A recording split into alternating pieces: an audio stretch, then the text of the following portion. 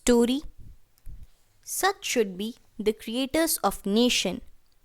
Once, a Greek ambassador who had heard a lot about Chanakya's scholarship, simplicity, diplomacy, set out to meet him. That time, Chanakya was the guru of Indian emperor and the chief national policy maker. Chanakya's cottage was situated on the banks of Gangas. That ambassador, after a long search, reached there. He saw a well built person bathing in the Gangas. He came out after some time, lifted a pitcher filled with water, kept it on his shoulders, and moved forward. The ambassador interrupted. Dear brother, could you please tell me the residence of Acharya Chanakya? The fellow, raising his hand, pointed towards a cottage covered with thatch. The ambassador was very much surprised. He wanted to know the residence of India's Prime Minister. This fellow has hinted at a cottage. Why should the Prime Minister live in a cottage? He couldn't believe.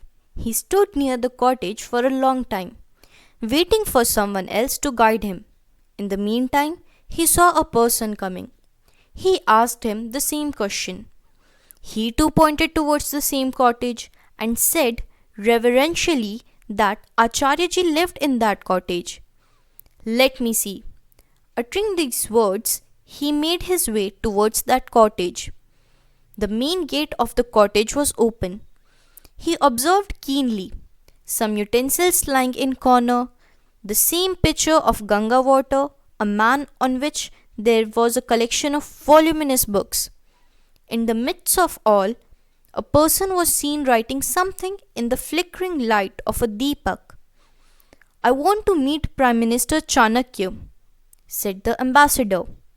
The voice disturbed his concentration. He stopped writing, lighted up another deepak with the help of the first one which was later put out. The man spoke very courteously. Most welcome, dear guest. I am Chanakya.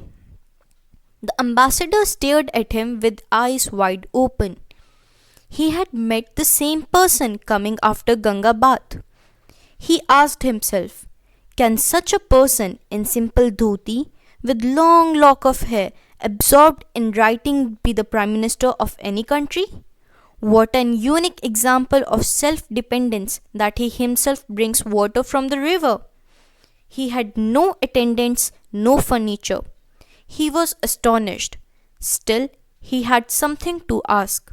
Therefore he asked, what could be the secret of lighting up the second deepak and putting out the first one? No secret, said Acharyaji smilingly.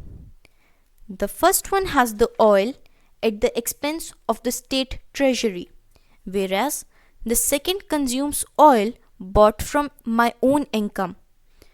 The ambassador said, what is the source of your income, by the way? He replied, I earn my living by writing books and teaching students. Whatever I get from students, I retain with me only that much which is needed for my livelihood. The rest I spend on poor students. Oh, even for your subsistence, you don't depend on government treasury? Any further query? No, your lifestyle has satisfied my curiosity. I'm fortunate to have met you. When he returned his country, he wrote, in India, I learned the secret of nation building. Only he can be a nation builder whose life is based on simplicity and restraint. A country or society can rise only on the strength of such creators. In order to re-establish the past glory, one has to shape oneself as a nation builder of this kind.